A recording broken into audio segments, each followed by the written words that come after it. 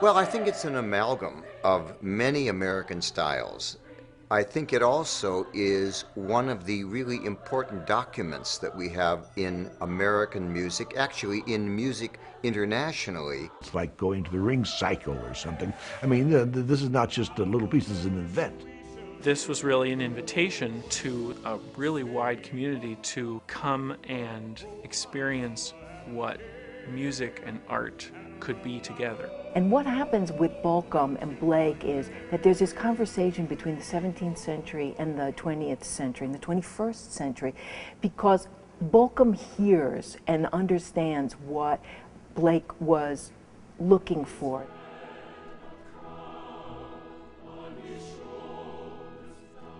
Of all the great poets in the English language, William Blake stands among the most significant. He was also an important visual artist who contributed wonderful engravings and paintings to our cultural heritage. Among the most enduring of these is a set of illuminated poems Blake composed and engraved in the last years of the 18th century.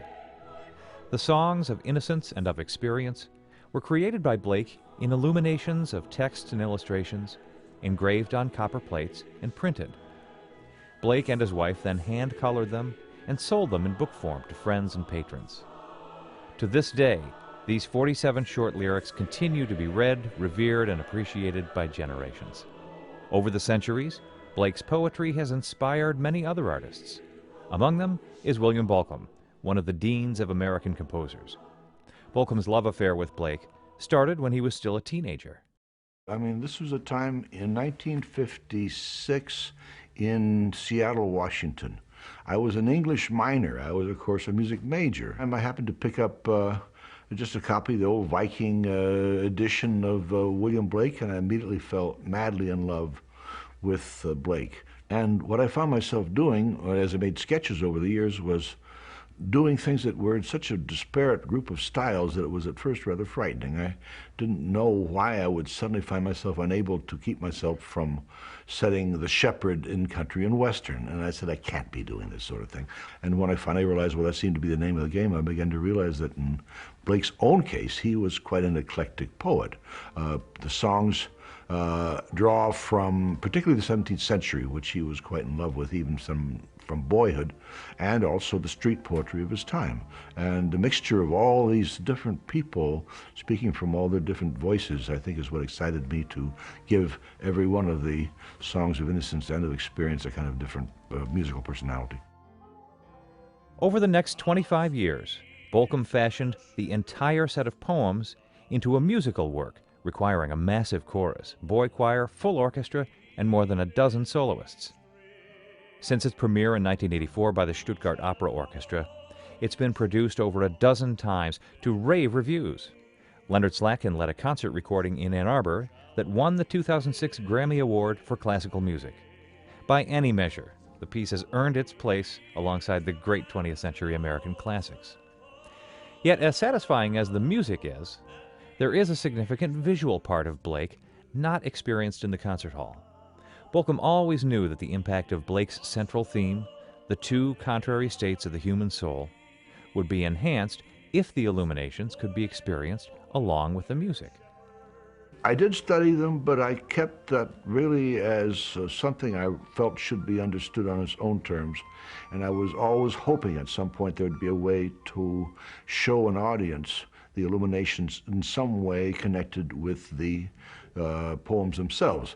For Bolcom, the quest to incorporate the illuminations into a live performance proved elusive until he met up with Philip Brunelle, artistic director of the professional choral ensemble VocalEssence.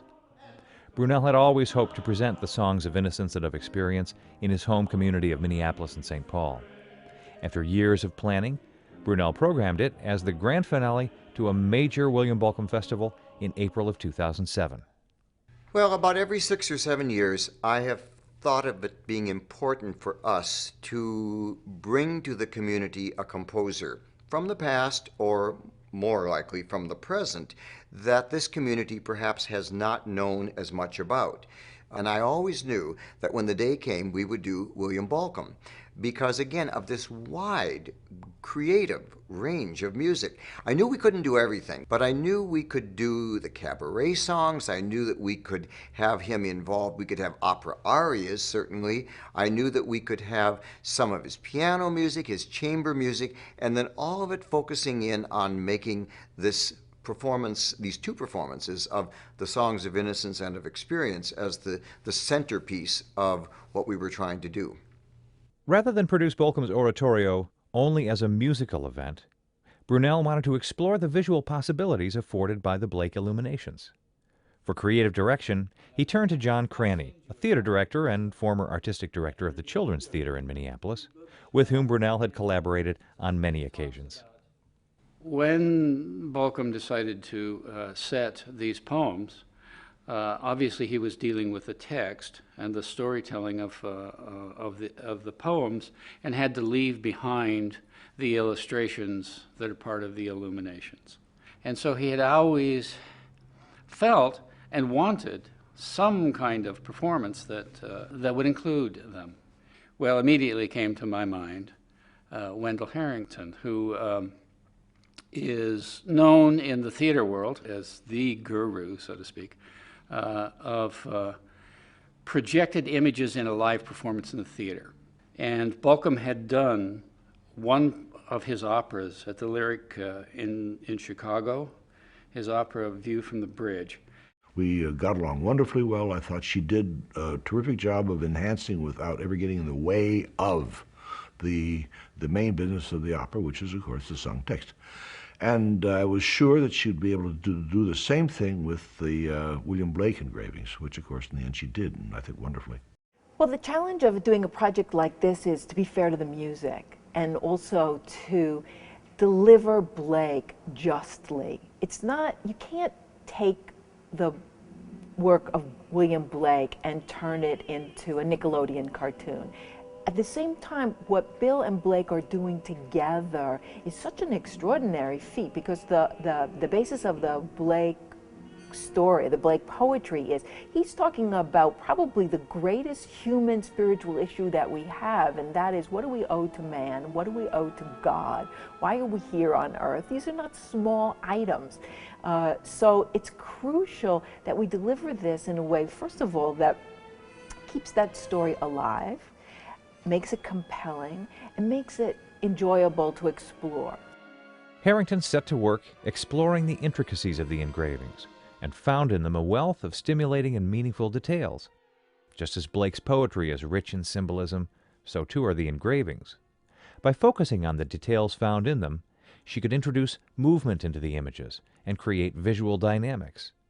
With the poems and the music as a guide, Harrington began a visual storytelling. Her aim was to bring to the performance images that would enhance and complement the musical rhythms and colors in a revealing and enhancing way.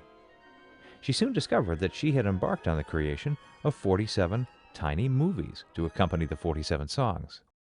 To accomplish this, she enlisted numerous videographers, animators, and technicians, each one handling a portion of the work. Deciding how to project these 47 movies was yet another challenge, since Orchestra Hall, the concert venue, was designed for symphony concerts, not theater. A huge screen measuring 15 by 24 feet had to be installed, with 6 industrial-strength projectors required to handle the projections. The screen hung above a stage that had been expanded to accommodate 400 performers. Making sense of all these visual elements for the audience demanded further creativity.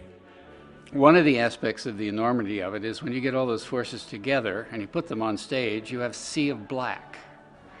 But in this sea of black, it's really hard to get focus. Who do you want the audience paying attention to?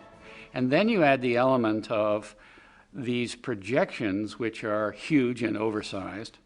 Basically what we ended up with was a kind of theater production in which the lighting and the video aspects were the ones that concentrated your focus.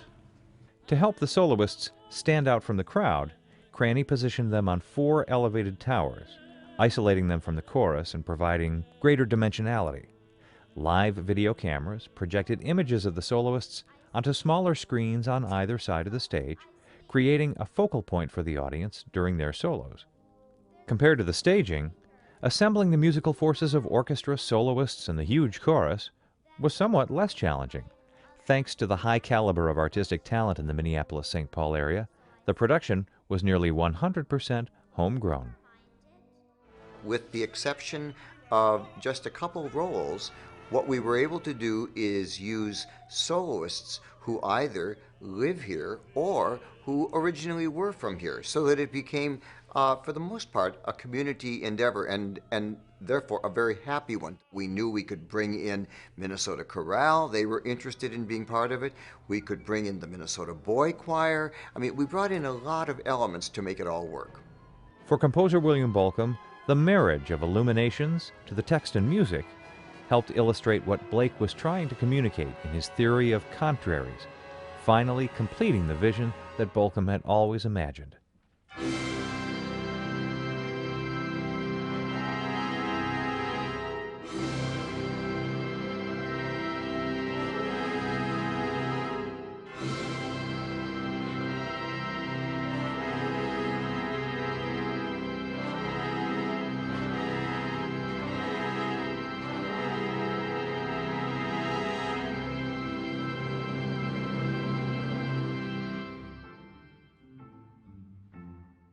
I thought it was absolutely wonderful, and I hope that it will be done often in that kind of way, because to me it completes the picture. I illuminated his poems with my music, and then we have reattached his illuminations, but in an extremely interesting way, which manages to, first of all, show you the poetry, and at the same time zero in on details, things I'd not even been aware of in the illuminations themselves.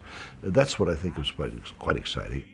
More than 400 wonderful musicians on stage, and have it all come together in such a fabulous concert was something that I will treasure forever. Well, and the great variety of styles, from reggae to country, was just out of this world. I was just blown away. It was just fabulous. And I've never experienced everything at once like that. The color and the illustrations were the same size as the music. You know, and they inhabited a world that was equal. Songs of Innocence and of Experience was warmly received by audiences in Orchestra Hall on April 28th and 29th, 2007. Thanks to William Bolcom's powerful music and the collective vision of the VocalEssence artistic team, William Blake was indeed able to have his conversation with the 21st century.